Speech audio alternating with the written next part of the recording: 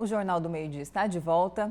E depois de recusar o convite do prefeito Abílio Brunini para assumir a Secretaria Municipal de Educação, o vereador Daniel Monteiro, que preside as comissões de educação na Câmara de Cuiabá, deve se reunir na segunda-feira com esta comissão para discutir a nova lei do Conselho Municipal de Educação. A minuta do projeto foi enviada pelo próprio prefeito. E é para falar sobre esses outros assuntos que está aqui no estúdio do Jornal do Meio-Dia o vereador e presidente da Comissão de Educação da Câmara Municipal, Daniel Monteiro, do Republicanos. Boa tarde, vereador, e seja bem-vindo aqui ao Jornal do Meio-Dia. Boa tarde, Lúcio. Boa tarde, Camila. Boa tarde a todos que nos acompanham aqui na TV Vila Real. Vereador, o que é que precisa mudar nessa lei aí do Conselho de Educação? Veja, o prefeito Abílio enviou nessa semana o projeto de lei que traz a nova composição do Conselho Municipal de Educação, bem como também regulamenta e traz algumas pequenas alterações nos regramentos internos do Conselho. Eu já entrei em contato de imediato com o prefeito Abílio Brunini e hoje também tive uma tratativa com o secretário Amaury Monge Fernandes porque eu encontrei alguns problemas no projeto.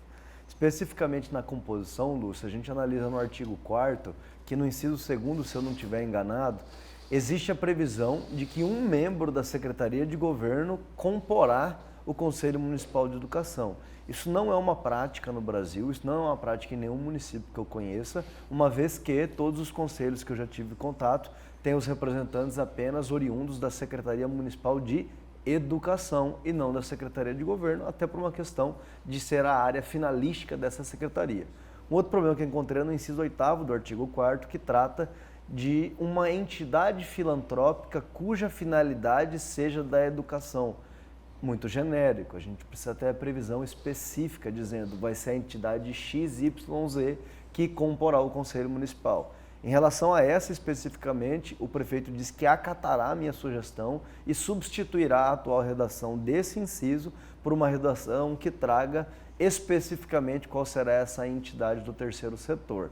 E dentre outros problemas também que o projeto tem, mas como é uma prerrogativa... E vai atender lá no aspecto da Secretaria de Governo dentro do Conselho? Porque assim, você tem que ter, a principal regra dos conselhos é o paritarismo, você precisa ter metade oriundo do governo e metade oriundo da sociedade civil. Ao invés de colocar 7 pessoas da Secretaria Municipal de Educação, eles estão colocando 6 da Secretaria Municipal de Educação e uma da Secretaria de Governo.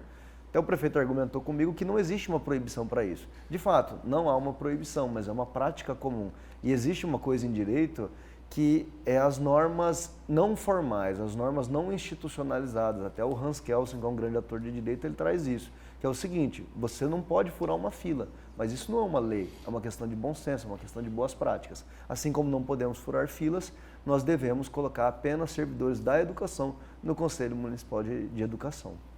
Vereador, como eu já disse, o senhor recentemente recusou o convite do prefeito para ser o secretário, somar junto à pasta, certo? Mantendo a sua posição de independência e também as fiscalizações, na sua avaliação, e sendo presidente, né, da Comissão de Saúde, como está a gestão dessa pasta tão importante e qual a principal cobrança no momento? Como o senhor avalia o secretário, Amaury Monge, à frente da pasta atualmente? Veja, o Amaury é uma pessoa muito capaz, né, com a qual eu tive a oportunidade de aprender bastante na Secretaria de Estado de Educação quando estávamos lá. Você sabe bem, eu não sou professor, eu sou advogado de formação, mas quando eu fui me formar como um gestor público, eu tive ele como um grande auxiliar, um grande tutor intelectual à época. Eu acho que ele pegou uma secretaria que estava bem sucateada, uma secretaria que, é bem verdade, a gente precisa reconhecer que tem um legado difícil do ex-prefeito Emanuel Pinheiro, que deixou de certa forma, problemas fiscais, porque também isso eu gostaria de combater essa narrativa de que Cuiabá está quebrado porque não está. E os problemas também da atual gestão, quando a ex-secretária Solange também não conseguiu colocar a educação de Cuiabá nos trilhos do desenvolvimento. Então o secretário ele pegou uma pasta difícil, uma pasta com problemas, e ele está colocando em ordem. Na minha visão, ele está fazendo um bom trabalho de conseguir gerenciar processos, de conseguir dar um norte, prazos, controle, orçamentação, quem faz o quê, dentre as quais eu destaco a questão dos uniformes, que embora ainda não tenham chegado em todas as unidades escolares, para todos os alunos, pelo menos agora a gente tem um compromisso do secretário, que é de que até o final de junho esses uniformes chegarão. Ele foi à Câmara Municipal e prestou contas, teve conhecimento para falar sobre todas as perguntas elencadas pelos vereadores. Então, eu avalio que sim, a gestão do secretário Amaury tende a fazer a melhorar bastante a educação, e em relação à recusa do convite, é muito por causa disso, porque precisa ter alguém de fora com independência e com autonomia suficiente para apontar eventuais equívocos da pasta. Sobre essa questão aí, vereador, do senhor ter recusado o cargo de secretário de Educação, como que o prefeito Abílio Brunini recebeu essa recusa? Lúcio, até uma coisa que foi acontecendo no particular, ele já imaginava que eu não ia aceitar. Eu acho que ele teve contato com algum amigo meu no dia anterior e eu já tinha externado que eu não queria aceitar, porque eu estava no começo do mandato, eu fui eleito para ser vereador e eu acho que a gente está cansado no Brasil de políticos que pedem o seu voto, são eleitos e na primeira oportunidade abandonam o cargo. Eu acho que se no ano que vem aparecer um convite para ocupar uma pasta em que eu possa fazer a diferença na vida das pessoas, eu vou reavaliar. Mas no primeiro ano, eu recém-eleito e exercendo o mandato de forma independente, eu não acho que era o momento, nem para mim, nem para Cuiabá, porque eu sei que Cuiabá precisa tanto de um bom secretário quanto de um bom vereador. O bom secretário já está lá, então eu acho que Cuiabá precisava muito de mim como um bom vereador na Câmara Municipal. Vereador, e qual a sua opinião sobre esse projeto do seu colega Mário Nadaf? Até foi tema do comentário do Lúcio, né? Ele parabenizou, eu concordo, reitero, a questão de acabar com o recesso parlamentar ali do meio do ano para a Câmara Municipal. O senhor concorda e por que ou não? Eu já comprometi, inclusive, com o vereador Mário Nadaf na quarta-feira na sessão de assinar o projeto junto com ele como coautor, né? Ele me fez esse convite, ainda não foi assinado porque ele ainda não está disponível no sistema da Câmara, mas eu já fiz o compromisso com ele, faço o compromisso aqui com vocês dois, com todos os nossos telespectadores, que eu assinarei. Existe um argumento de que isso não poderia acontecer sem que o Congresso Nacional, a Câmara dos Deputados, também o fizesse em razão do princípio da simetria, que é um princípio jurídico. Eu achei uma argumentação muito superficial, muito falha. O princípio da simetria não serve para esse tipo de coisa, serve para outras questões relativas ao parlamento. Então eu acredito que sim, não é preciso que a gente tenha um recesso no meio do ano, a gente precisa trabalhar até porque a população está trabalhando. E em relação a esse ano, mesmo que a gente aprove o projeto, não vai dar tempo. O recesso vai começar agora dia 18 de julho, se eu não me engano. Então, se alguém disser que o projeto vai valer esse ano, é impossível por uma questão de tempo mesmo. Tempo de ser sancionado, tempo de ser aprovado em 2 turnos na casa. Mas para o ano que vem eu já acho que a gente tem que acabar com essa prática. O senhor acredita que vai ser aprovado? A presidente Paula Calil não concorda. Ela diz que precisa desse tempo para reorganizar a casa e tudo mais. Eu acho que se a gente utilizar essa estratégia de projetar para o ano que vem, ela vai ter o tempo que ela está precisando para organizar a casa.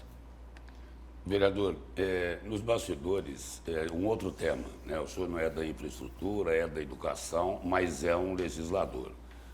Nos bastidores aí, empresários ligados à construção civil estão cobrando um pouco mais de agilidade, de celeridade dentro da Prefeitura de Cuiabá. Esse assunto já chegou à Câmara? Chegou, Lúcio, e a gente como legislador, como parlamentar, a gente não pode escolher tema. Evidentemente que eu tenho uma facilidade muito maior para tratar de educação porque eu trabalhei com ela, mas a gente não pode se furtar de discutir todos os temas que têm importância municipal. No caso da Secretaria Municipal de Meio Ambiente, por onde passam os projetos de construção civil, a gente está vendo uma série de problemas. Está tudo travado, está tudo parado e a gente foi enganado no começo do ano.